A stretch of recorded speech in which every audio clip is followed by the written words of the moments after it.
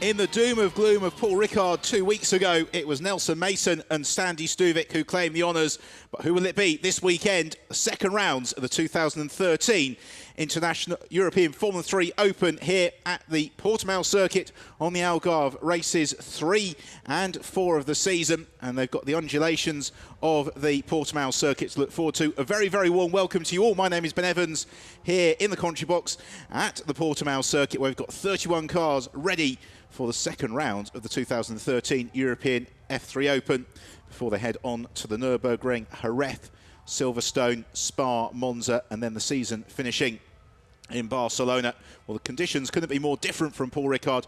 The sun is shining, the weather is absolutely beautiful, but the pace in qualifying was as warm as it is in the paddock, because we saw a very, very tight battle for pole position, which was eventually claimed by Alexander Toril, the RP Motorsport man, by just 17 thousandths of his seconds from his teammate Santiago Urrutia.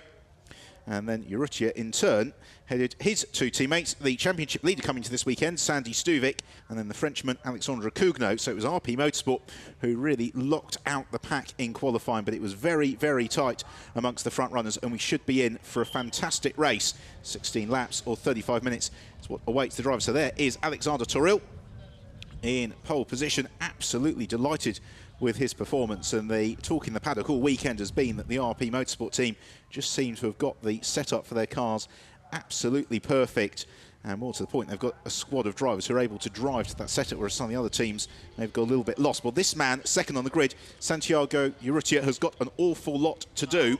He had a wretched weekend at Paul Ricard, an accident very late in the first race, and then a start line collision with Nelson Mason in race 2 means that the incredibly rapid Uruguayan hasn't really got his championship off to a start. A driver who many are predicting could eventually claim the title honours in the European F3 Open. He needs a consistent weekend along the lines which his Thai teammate Sandy Stuvik had at Paul Ricard. Stuvik victorious in the changeable conditions in race 2, and a 4th place in the first race means that he has got a reasonably commanding 10-point championship lead coming into the round here at Portimao. The crowd just shielding themselves in the shade. It is very, very hot out in the sunshine, and I imagine the driver's getting very warm sitting on the grid. Alexandre Cougnaud, the Frenchman, who makes the step up to the main class in the European F3 Open for the F312 cars, having competed in the Copper class last season with some considerable success. Also a switch of teams for Cougnaud to the RP Motorsport squad. If you've never seen the European F3 Open before, just to explain, there are those two classes. There is the main championship class for the Dallara F312 chassis, then the Copper class for the Dallara F308. All the cars run on controlled Dunlop slicks, and all of them also have a control engine supplied by the championship, which helps keep the costs very sensible. 5th on the grid then the British driver Hector Hurst, who was runner-up in the first race of the year at Paul Ricard, then had a terrible second race when he and several of his Emilio de Villota Motorsport teammates made the wrong call with tyres, went out on slicks. The rain came mid-race, and he found himself slithering back through the pack. So he, like, to put together good drive. Yarin Stern, well, he was second last time out with a fantastic drive in changeable conditions, and the young Israeli absolutely overjoyed with that, a result that really belied the comparative lack of experience that he has got to some of his rivals on this gigantic field. 31 cars stretching almost as far as the eye can see along the plateaued pit straight here at the Portimao circuit, because as you'll see, they come out of turn 14, the final turn, then up over the crest, along past the pit garages, and then dropping down quite steeply into turn 1. So this then is how they line up in full, with Toril and Urrutia on row 1, then Sandy Stuvik, Alexandre Cougnaud row 2, and Hector Hurst, Yarin Stern row 3 of the grid. Ed Jones, the driver who was dominant in the Winter Series, only can line up in 7th with his teammate Nelson Mason, winner of the first race of the year, in 8th. Alexei Chuklin, the Russian driver, in 9th, and Valerio Carballo completing the top 10. Artur Janos going well for 12th in the Campos racing car. It's Richard Gonda from 13th, the Slovakian, who heads up the Copper class, but again very, very tight, with Tommaso Mencini just 11 thousandths of a second slower than him in qualifying, and Cameron Twynham further 17 thousandths of a second back from there. Liam Venter went well at Paul Ricard, and he lines up in 19th. Wan Zhu, we may have expected a little bit more from, and the same for Nicholas Pola, down in 29th position, though the German driver currently 3rd in the Copper class standings. It's the Saudi Arabian driver, Saud Al Faisal, who completes the lineup as the teams wait nervously outside the garages as the cars work their way around on the formation lap. They'll then come back. It will be a standing start, and then the race duration is either 16 laps or 35 minutes. And generally speaking, if we don't have the intervention of a safety car, then we should go the full race duration. And this is essentially the first dry race of the year for the European F3 Open, because race 1 at Paul Ricard started in very, very wet conditions that gradually dried out over the race duration. The second race started in the damp, dried out about lap 2 or 3, and then it rained again towards the latter stage of the race. So you can see the RP Motorsport squad, they are the black, silver and red cars. The Emilio Development Motorsport cars are the black machines, and then Westtech you identify because they are predominantly blue. And after that, you really have to rely on driver helmet colours. The Campos cars, by the way, are largely white, and the BVM target car of Mario Marasco, that's white with the orange side panels to the car.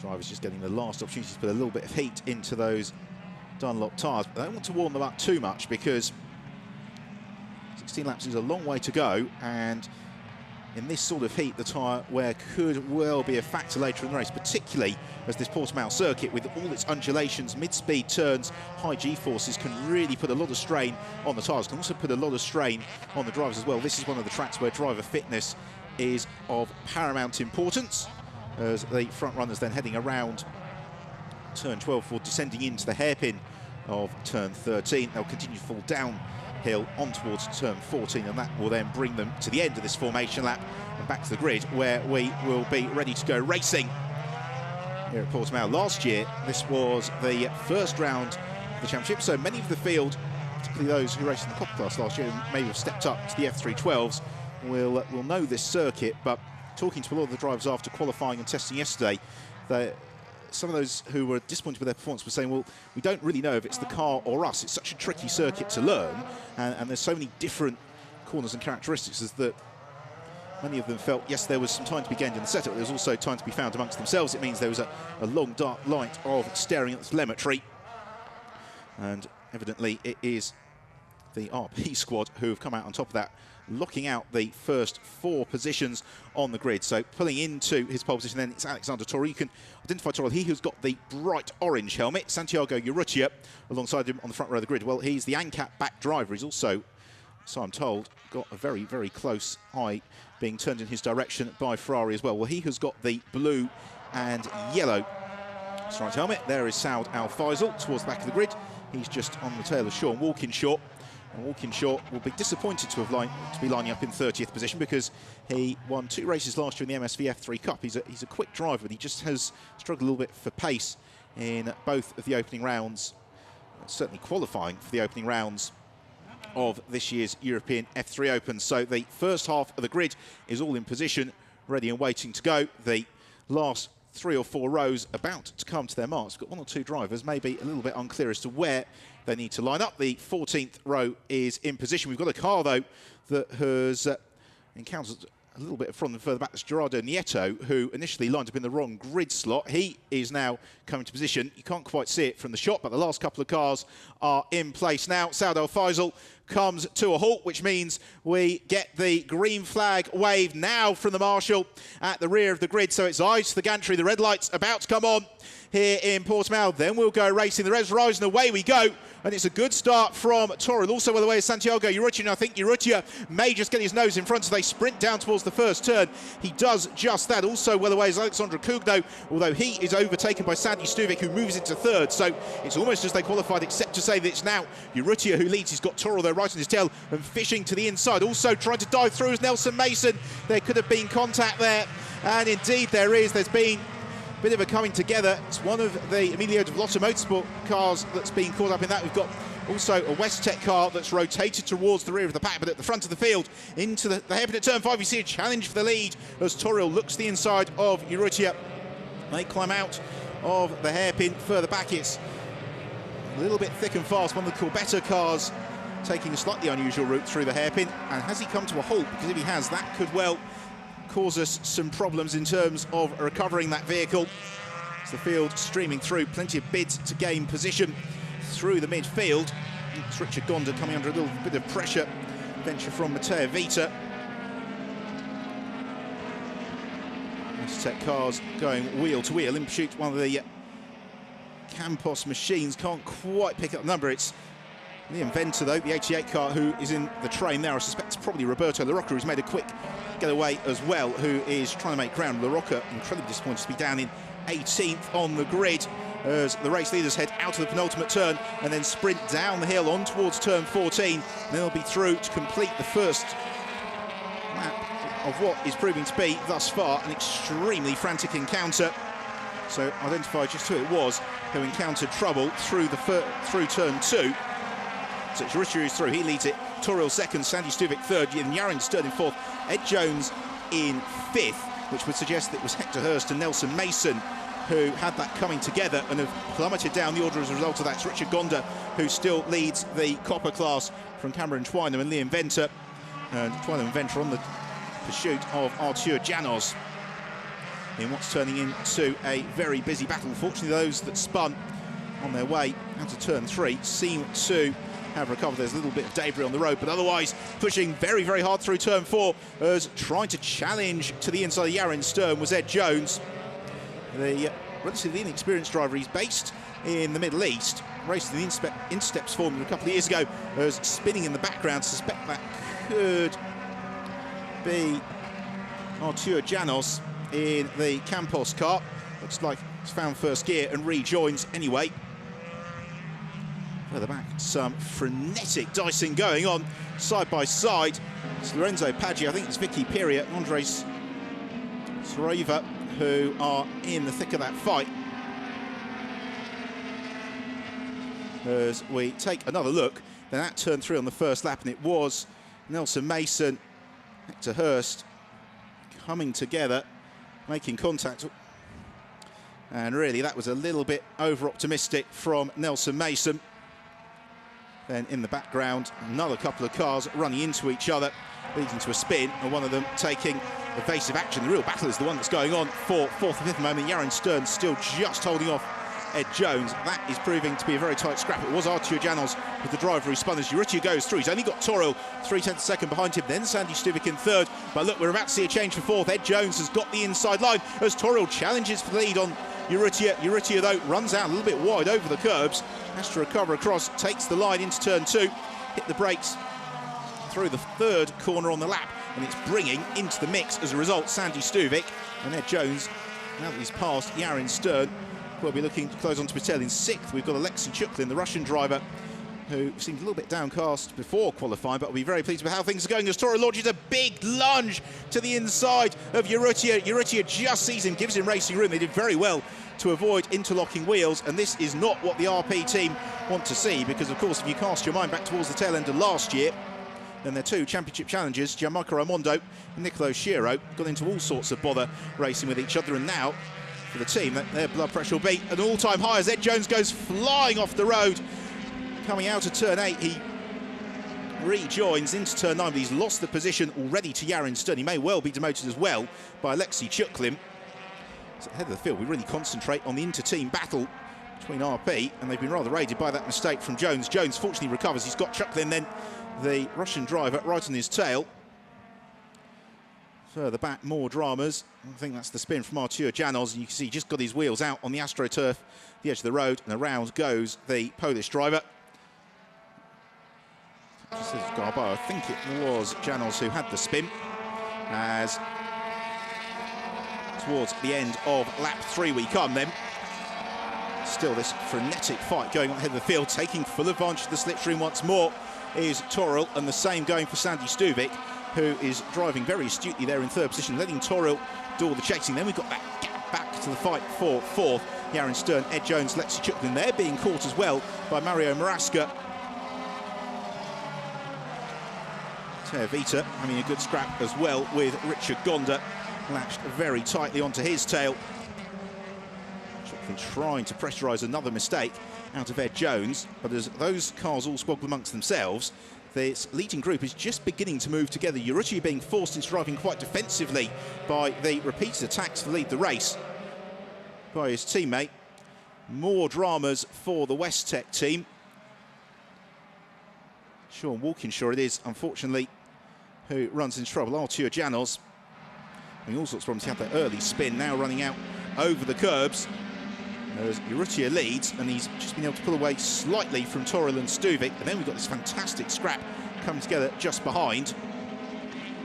Also a battle that is beginning to shape up quite nicely is one for the lead of the Copper class, because Cameron Twynham is trying to get himself onto terms here with Richard Gonda.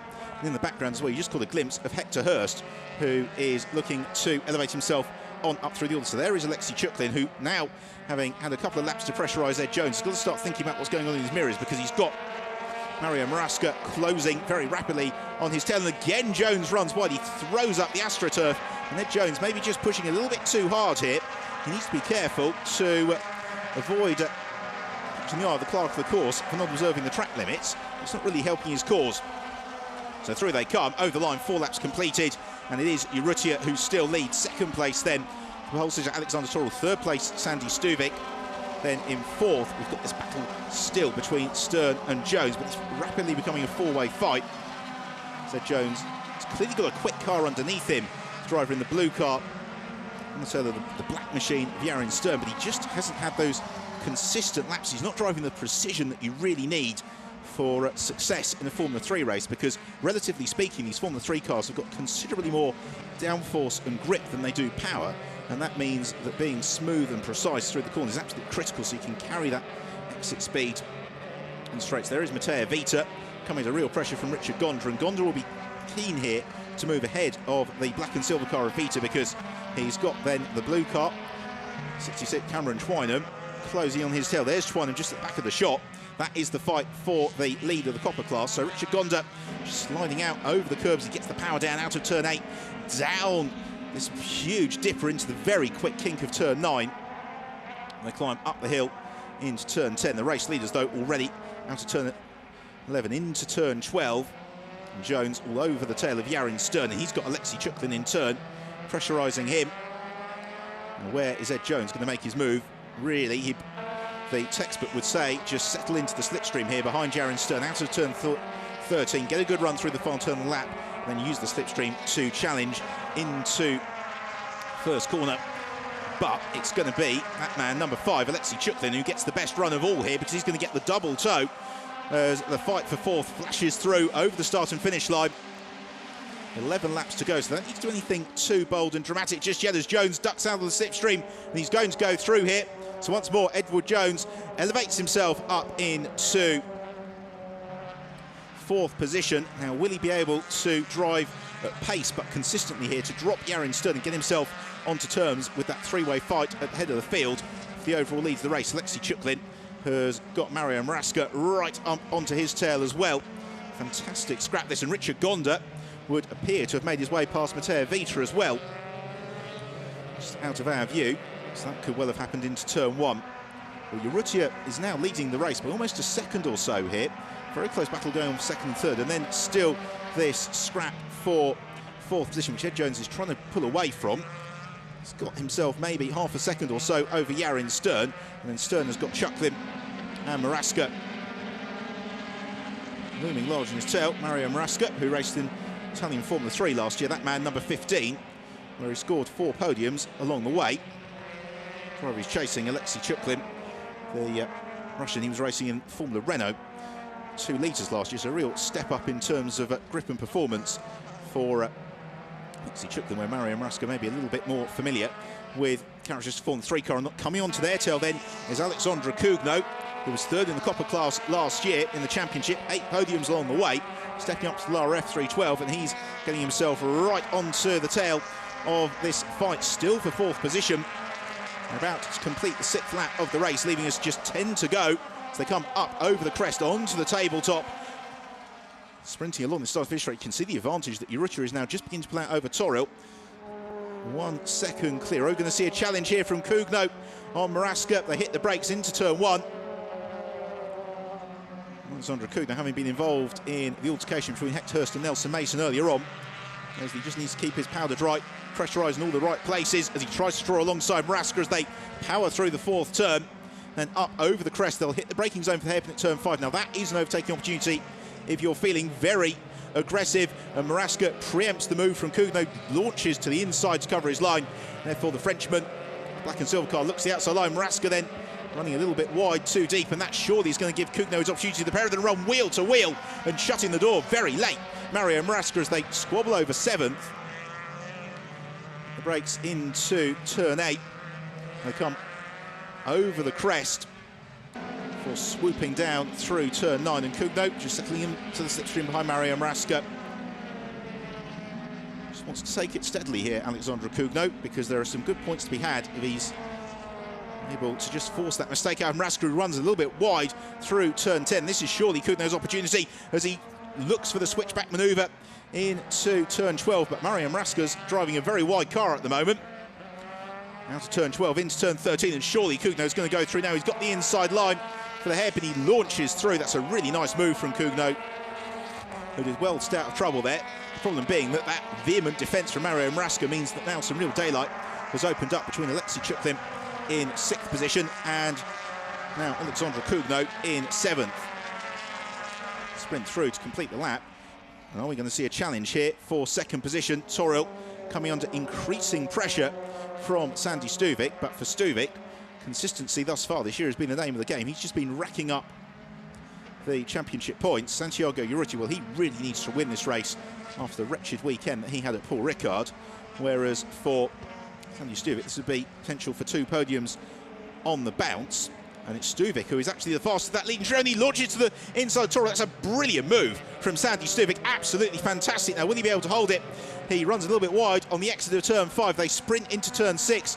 And Toril gets his nose in front. But I think when they hit the brakes for turn 7, it should be Stuvik who's got the advantage. No, Toril disputes, swoops round the outside line. Repasses Sandy Stuvik. And all the while, they have got Ed Jones, who is trying to get onto terms with a pair of them. Last time around, though, Toril and Stuvik were faster than Jones. But if Toril continues to have to defend quite vigorously, that's going to slow the pair of them down. It's going to let Urrutia disappear at the head of the field. But more importantly, it's going to allow Ed Jones, Yaron Stern and Alexei Chuklin to maybe get themselves onto terms and turn this fight for 2nd into a more than 2-car scrap. Let's have another look at the move then from Sandy Stuvik. Very late out of the slipstream on the brakes. Found the limit of adhesion pretty much exactly. Running wide out over the curbs. The RP Motorsport team nod their heads.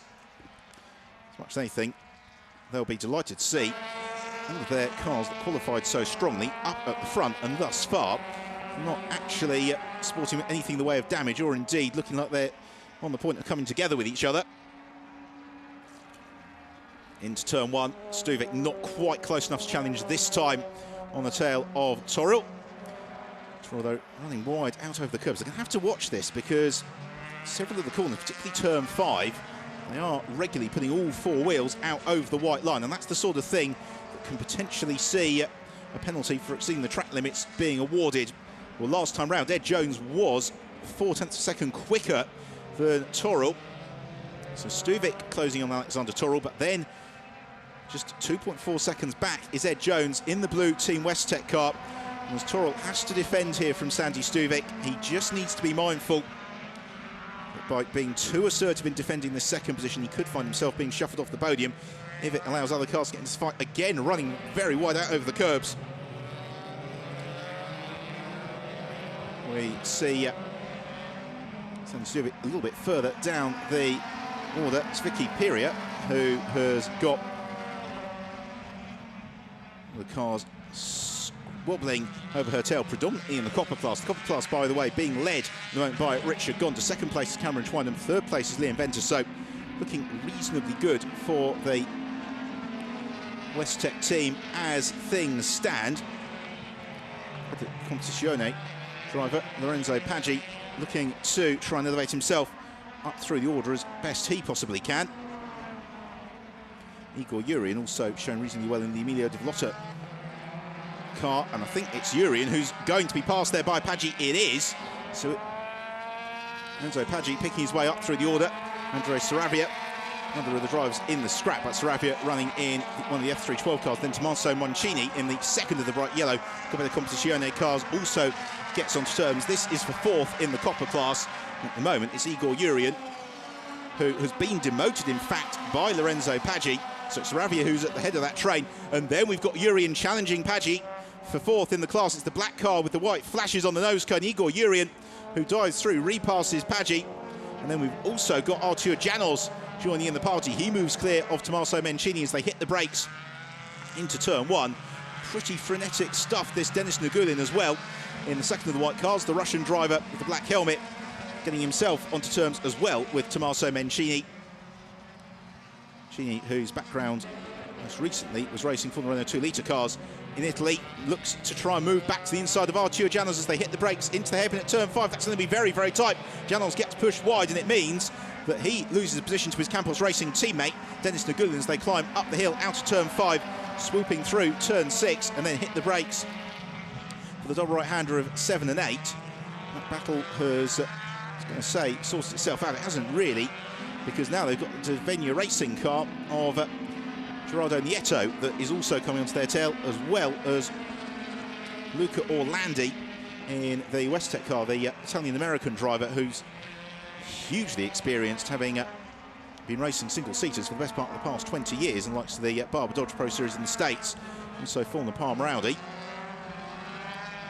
So Nagulin just to the head of Artur Janos. They're fighting for positions just at the very back end of the top 20. Then we've got Gerardo Nieto looming large, and also Luca Orlandi as well. Juan Zhu, it's the white car at the very back of that train. They plunge down the hill, arriving into the final corner on the lap as Sears switch a little bit further up the order, and I think that's the ongoing battle between Hector Hurst and Richard Gonda, and it's Hurst who moves up into 9th position. That's of no real concern for Richard Gonda because he comfortably leads the Copper class in the black, yellow and white number 34 machine.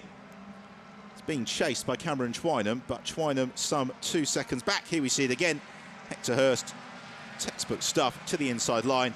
Richard Gonda gives him plenty of racing room, and through goes Hurst. His next target, Mario Marasca, though, is the best part of 3 seconds up the road. The very head of the field, though, no change in the overall order. It's still Santiago Urrutia who leads. Second place, Alexander Toro, then Sandy Stuvik here in 3rd position.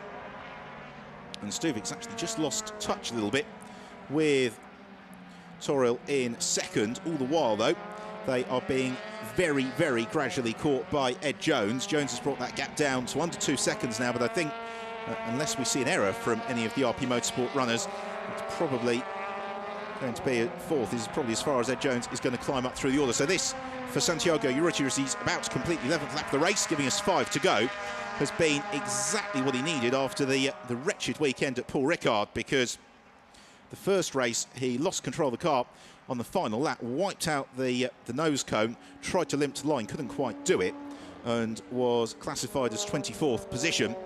Then started race 2, as you saw in the highlights at the very top of the show. He locked wheels with Nelson Mason as they went away from the line, the pair of them making contact, slithering off the road into the retaining wall at the side of the track, and that meant a pretty pointless weekend in every sense for Santiago Urrutia, but he seems to have got his season back on track thus far here at Portimao. That said, he is being chased down by Toril. Back to this frenetic fighting going on in the midfield as Igor Yurian has just moved inside of his teammate Andres Saravia as they try to get on terms with South Africa. And Liam Venter also inviting himself to that party is Lorenzo Paggi. There is Paggi, who you can pick out reasonably easily because he's got the bright yellow car, and then the 2 Emilia de Vlota racing cars ahead of him. Are we going to see Saravia looking to try and retake his teammate Yurian? Yurian, though, able to hold off Saravia. Igor Yurian, who has raced across Europe previously in radicals, is pulling off the track, and out of the race is Roberto La Rocca. So disaster there for Roberto La Rocca, Venezuelan driver.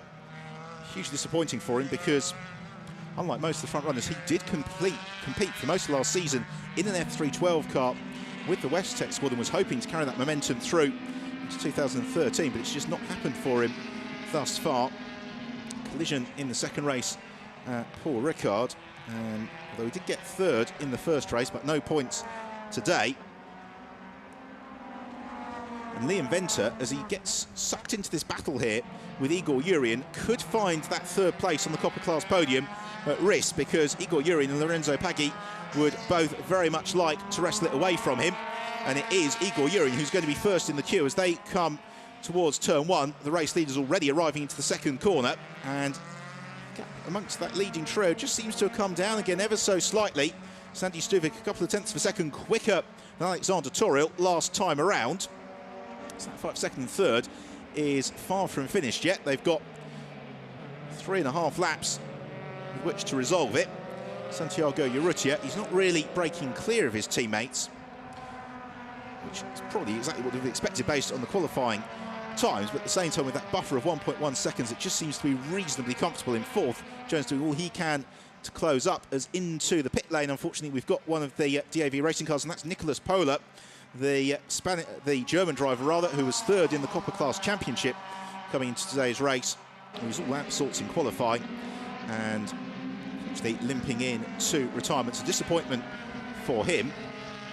Good battle though shaping up here for sixth position. It's Alexei Chuklin being chased down by Alexandra Kugno. There is Kugno in the motorsport car, and that means that it is black silver with the red flashes closing in on the all black car of Alexei Chuklin, the Russian driver. And Chuklin may be somewhat unique amongst this field. He's slightly older than some of the other drivers. He's still into his 20s, but rather than going out and seeking sponsorship, he actually started his own business when he was in his teens, and essentially this is his hobby. He's made a real success of that business and thoroughly enjoys his motor races. We see that change then for third in the Copper Class. Liam Venter's been demoted by Igor Yurin. He gets further demoted by Andrei Saravia, although that isn't for Copper Class position. That's good news for Igor Yurin, but it looks as if that move was on the cards. So it's now Yurin who's third in the Copper Class. Second remains Cameron Twynham, with Richard Gonda comfortably leading the way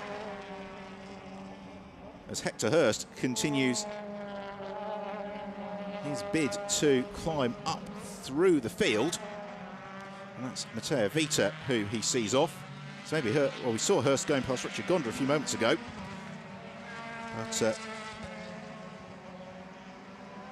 no. So there is Richard Gonda. And then we have got Hector Hurst, who's got damage to his front wing. You can see the front wing just flapping a little bit, so he slips back into the clutches of Matteo Vita once more. That is the fight for 10th and 11th position.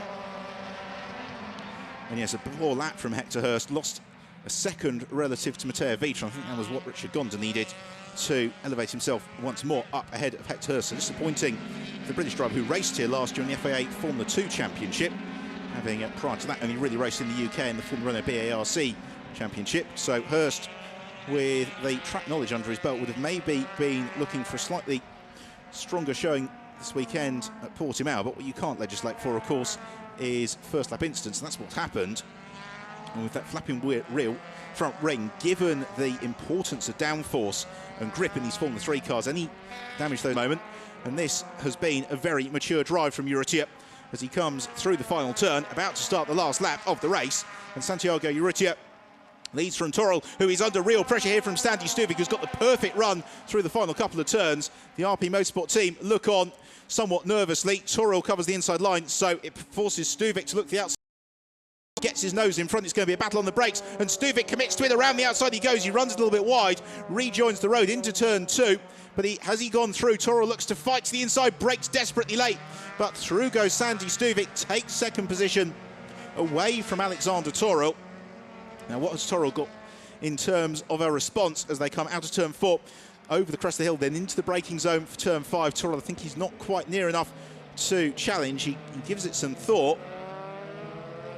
Instead, he'll just settle in behind Stuvik here, maybe try and force an error from the Thai driver and possibly use the slipstream to get his nose in front as they come over the start and finish line at the end of the race. So they're only a few corners from home now, about half a lap away.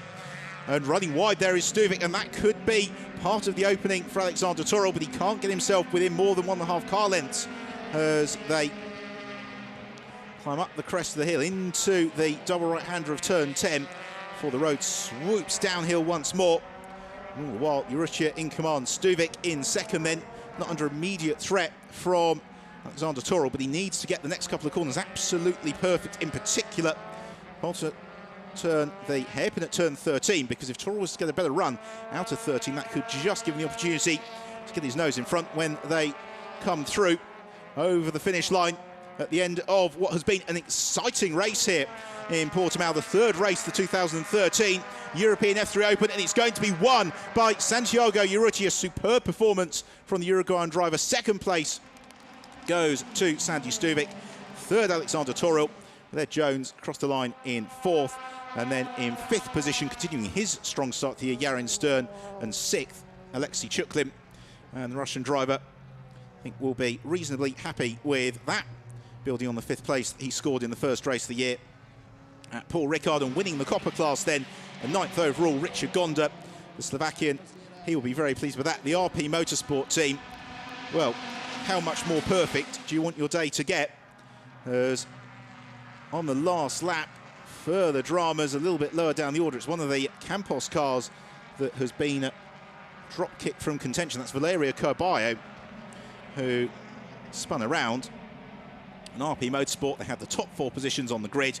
They have had a clean sweep of the podium here at Portimao, and that is a real marker in the sand for the other teams for the rest of the season, because in the 2012 season we saw Emilio de Vlota and Westtech being the dominant teams maybe in the early stage of the year, but as the season wore on, RP Motorsport were the team to beat. This year it seems they got to the head of the field very, very quickly. They have now scored 2 victories in the first 3 races of the year, although we're yet to see a repeat winner.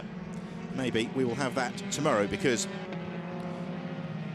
they have to do it all over again on the Sunday, qualifying first thing on Sunday morning and then the second race of the weekend. But for now, Santiago Urrutia can enjoy the spoils of victory after a very controlled, very mature drive, and really a perfect Formula 3 performance. So let's take a look then at the final results, with victory for Urrutia. Second place, Sandy Stuvik, 6/10 back, and then Alexander Toril completing the podium.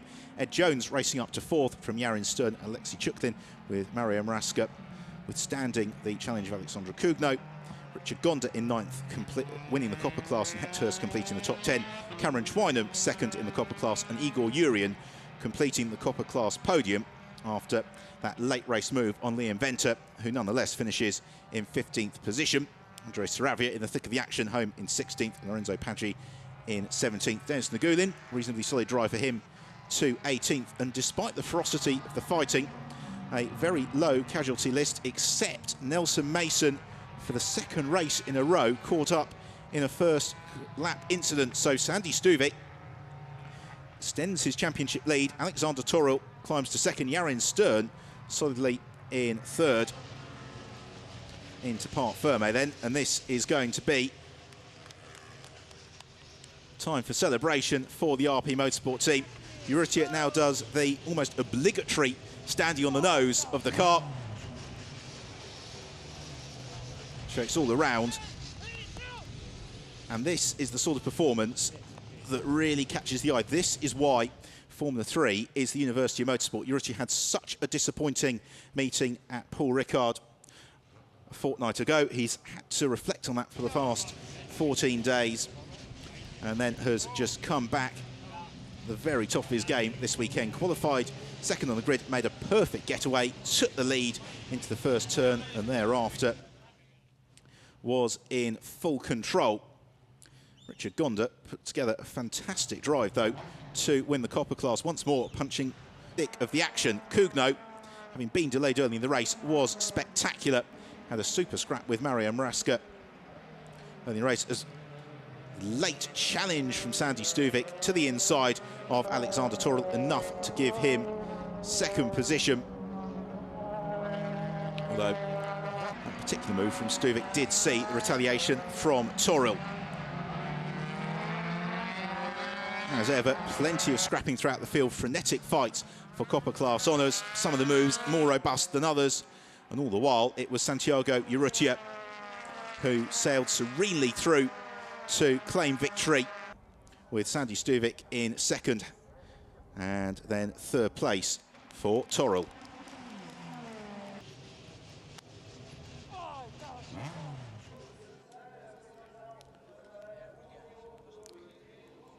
Santiago Urrutia then getting ready to be announced onto the rostrum. His first appearance on the podium this season, his first victory of the season, and you wonder if that is going to be the first of many. Although with 13 races to come. There is still very much everything to race for. Nelson Mason, we know he's got the pace, but with those 2 first lap incidents in a row now, he has got everything to prove tomorrow. Santiago Urrutia, well, he had everything to prove after Paul Ricard. He did exactly what he needed to do. So in 3rd place, a very happy Alexander Toril slipping down from that pole position. 2nd place for Sandy Stuvik. Once more onto the rostrum, consolidating his lead in the championship. And then our race winner, Santiago Urrutia, making it a clean sweep for RP Motorsport. Urrutia climbing to the top step of the rostrum. I suspect he's going to be joined by a very happy team manager, who no doubt will be doused with champagne after the presentations and the national anthems.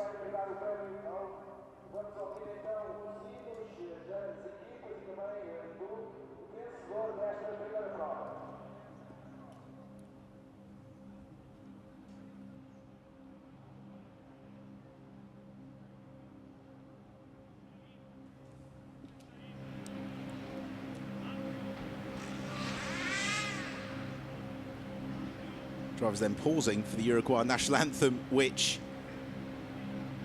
is about to start. The flags being raised behind the rostrum.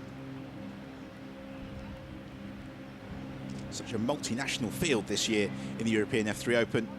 20 nationalities represented on the grid. 3 different nationalities on the podium. And the 4th, if you count the fact that RP Motorsport, an Italian team.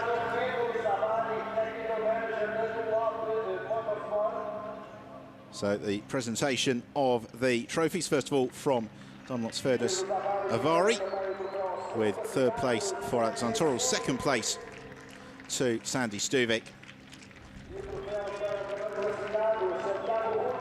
And then our race winner, Santiago Urrutia, getting the winner's trophy.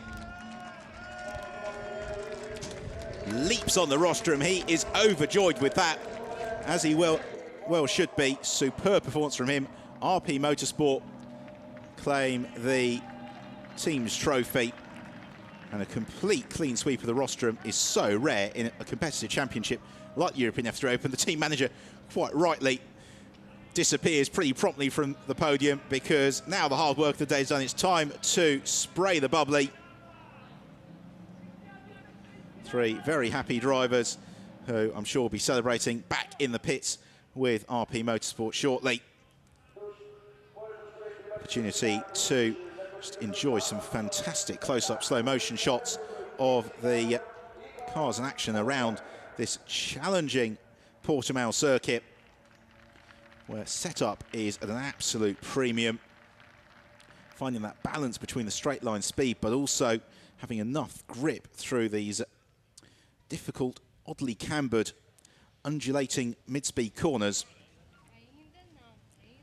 Now time to move on to the Copper class rostrum, where in 3rd place we have Igor Urian. 2nd place, Cameron Twynham. And then the winner of the Copper class today was Richard Gonda. Fantastic performance from the Slovakian driver for the Drivex team. So it's Gonda onto the top step of the podium. Brilliant drive from Gonda, finishing the top 10 of the race overall. Fantastic performance from him.